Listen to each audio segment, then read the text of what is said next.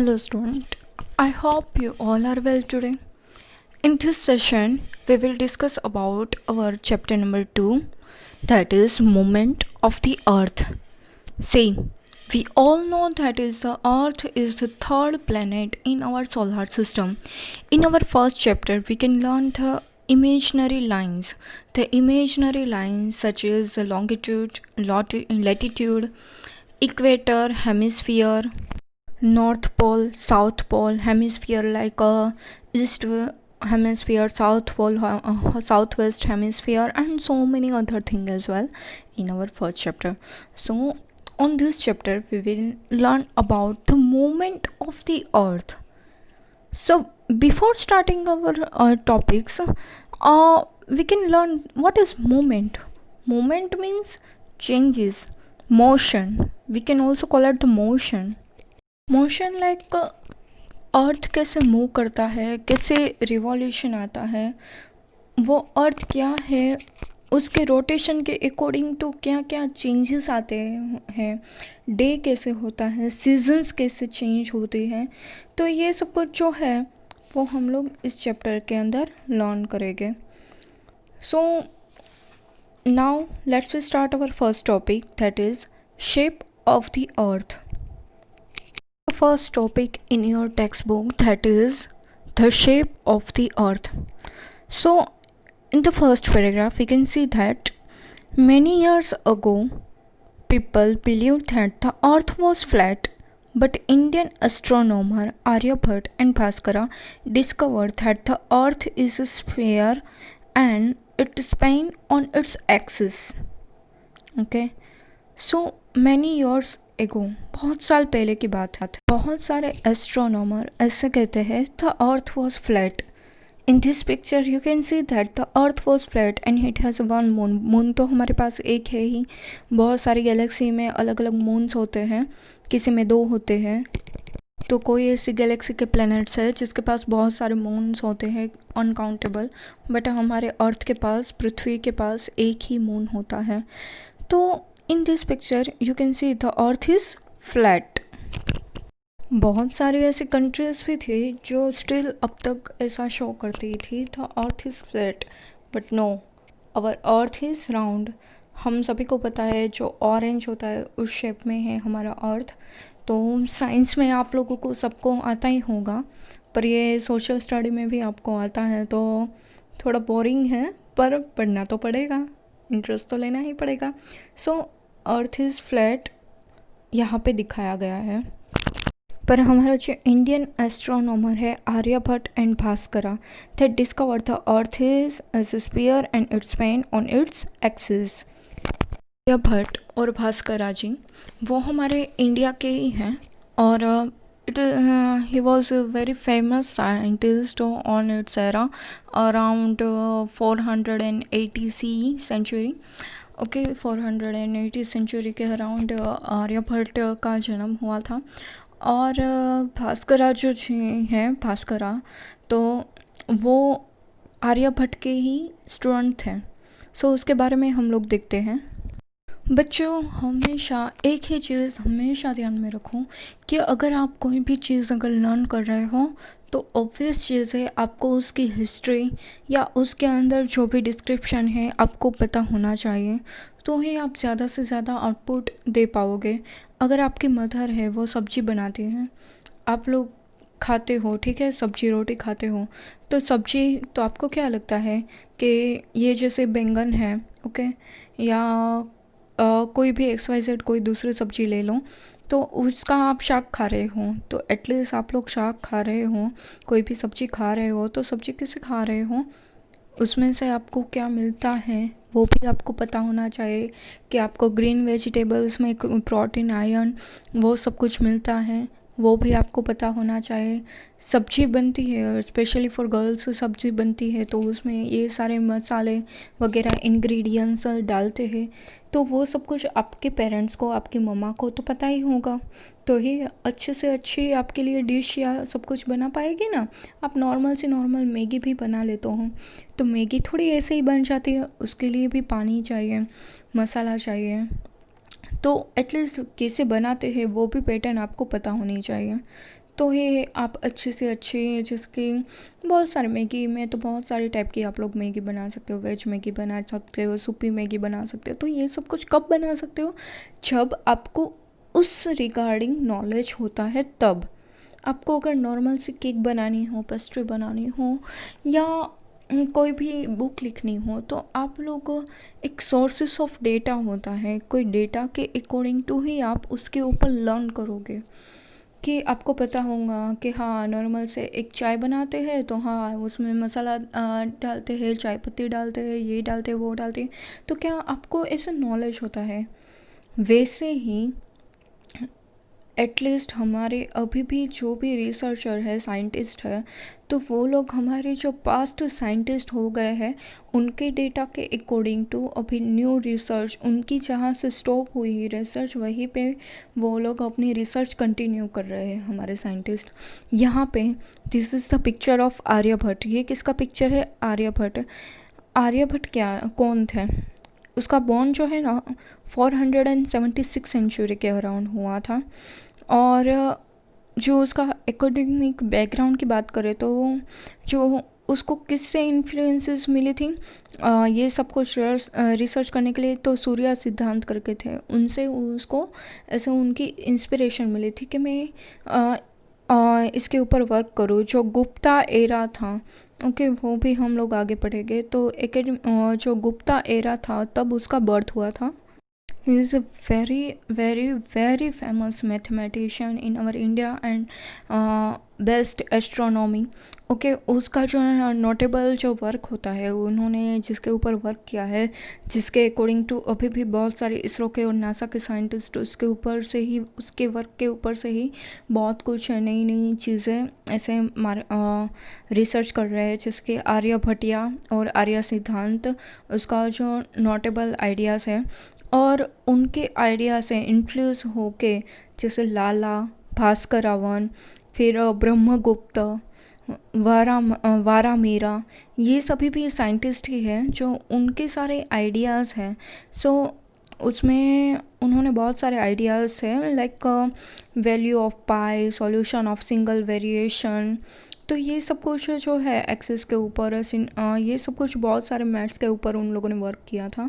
और ये जो लाला, भास्करावन, फिर ब्रह्मगुप्ता, वारामीरा, ये सभी उनके स्टूडेंट है। वो उससे ही इन्फ्लुएंस्ड होके उन्होंने भी बहुत सारी आगे मैथ्स में बहुत सारी फार्मूलाज और बहुत कुछ डेवलप किया है। और स्टिल अभी भी आप लोग जो एडिशन, सब्ट्रैक्शन, मल्टीप्लिकेशन, ये सब कुछ आप लोग अभी भी लर्न करते हो। तो ये सब कुछ कहाँ से डेवलप हुआ? इस एरा से डेवलप हुआ। सो ये हुई बात आर्यभट्ट की। अब हम जानते हैं से this is the picture of Bhaskara. तो भास्करा जो है वो शाका एरा था, तब उसका जो है उनका ड्यूरेशन है। सो वो बाय बॉर्न ऐसे जो हैं आर्यभट्ट की हम लोगों ने बात की थी, तो आर्यभट्ट से ही इन्फ्लुएंस हो गए उन्होंने मैथमेटिक्स। आर्यभट्ट जो है वो मैथमेटिशियन के फादर कहलाते हैं और उन्हीं के ये स्टूडेंट थे। भास्कराचार्य जी थे, भास्करा जी वो आर्यभट्ट जी के ही स्टूडेंट थे। और उनको जो मेन इंटरेस्ट था वो मैथ्स में आता है, अलजिब्रा, फिर कैलकुलेट, एरिथमेटिक, ट्रिग्नोमेट्री। वो आगे आगे आप फर्दर स्टैंडर्ड में, हायर स्टैंडर्ड में जो जाओ तब इन सभी के फॉर्मूला के बारे में आप लोग जानोगे। और उनका जो मेन नोटेबल वर्क था जिसके ऊपर, जैसे आर्यभट्ट का आर्य सिद्धांत वो बुक है, वो बहुत फेमस है। वैसे ही ऐसे भास्करा जी हैं, उनका जो है वो सिद्धांता शिरोमानी और करना कुठला ऐसा समथिंग नाम है, I don't know exactly, you can search on Google as well. तो ये सारी जो चीज़ है वो किसने डेवलप की थी? भास्करा जी ने। और स्पेशली अगर आप लोग बात करें तो भास्करा जी भी एक एस्ट्रोनॉमर थे। Okay, he was born in Bijapur in Karnataka. कहाँ पे उनका बॉर्न हुआ था? इंडिया में ही, पर कर्नाटका में उनका बॉर्न हुआ था। तो उन लोगों ने क्या बताया था हमारे अर्थ के बारे में, शेप ऑफ द अर्थ के बारे में? चलो देखते हैं। बताया था, आप लोग बाजू के पेंटिंग है से the picture that is given in your textbook, that is artificial satellite taking photograph from the earth. ये एक सैटेलाइट है स्काई में और वो अर्थ की ऐसे फ़ोटोग्राफ ली है कि अर्थ का शेप इस तरह से है। तो ये जो चीज़ है हमारे इंडिया के बड़े से बड़े साइंटिस्ट है, वो जैसे कि आर्यभट्ट है, एस्ट्रोनॉमर है आर्यभट्ट है, और दूसरा क्या नाम दिया था, भास्कराजीत हैं। तो उन लोगों ने बहुत साल पहले ही ये चीज़ उन लोगों ने डिफाइन कर दी थी कि हमारी जो अर्थ है मीन्स पृथ्वी है, it is sphere and it's spin on its axis, वो एक पर्टिकुलर एक्सिस पे ऐसे रोटेट होती हैं। पर जो हमारे पीपल हैं they did not believe them for a long time, बहुत टाइम तक उन लोगों ने बिलीव ही नहीं किया था। बट नेक्स्ट कब बिलीव करना स्टार्ट किया, जब कोई फॉरेन साइंटिस्ट अगर बोलता है ना, जैसे कि this is the picture, see it shows the Ferdinand Magellan. Okay, ये जो फर्डिनांड मैगलन है उन्होंने सेम चीज़, उन्होंने भी वही चीज़ रिपीट की कि yes the earth is sphere and it's spin on its axis and he is a very you know what, a very famous astronomer. Like अभी जो नेक्स्ट वन है वो है निकोलस। से this is the famous painting of Nicholas Copernicus.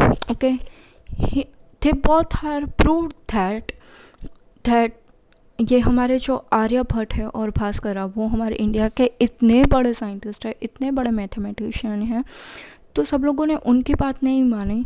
पर जो Ferdinand Magellan, हमने आगे की पिक्चर दिखा वो, और ये जो है निकोलस, उन लोगों ने प्रूव करके दिखाया कि yes it is true and people were also believe that.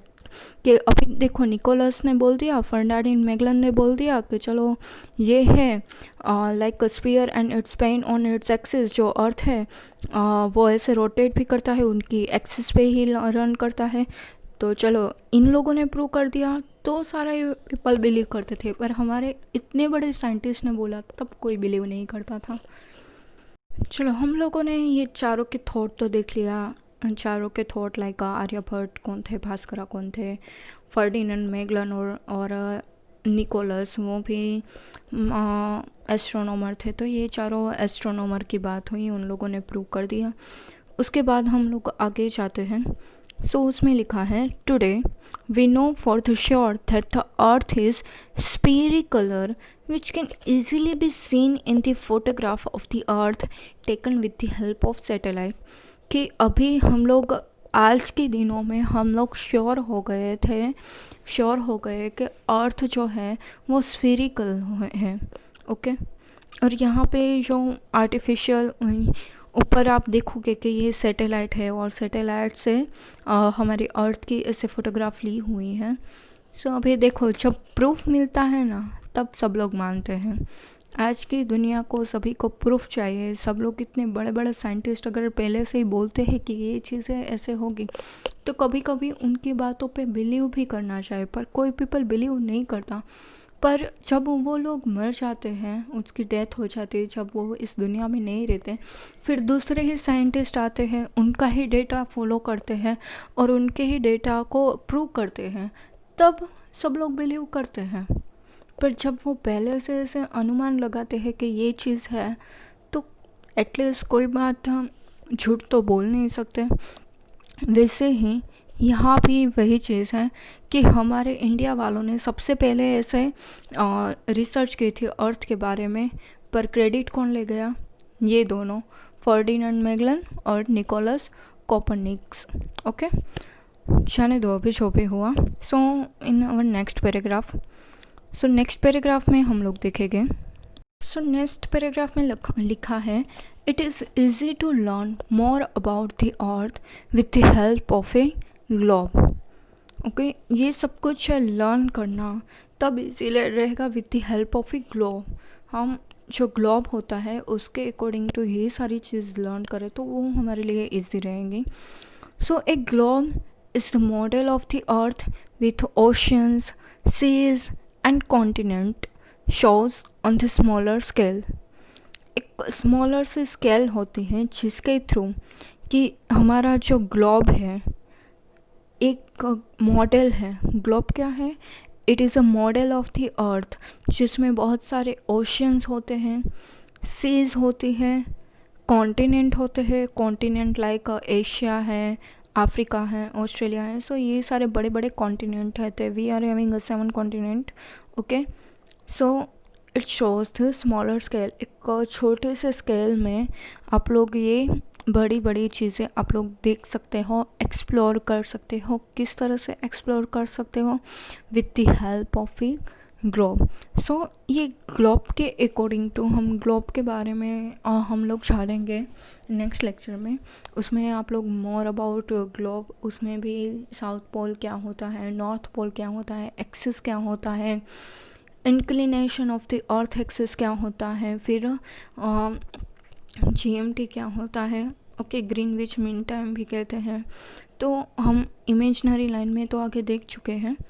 तो ये सारी चीज़ें हम ग्लोब के अकॉर्डिंग टू हम लोग देखेंगे, तो आप लोग को ज़्यादा से ज़्यादा आइडिया आएगा।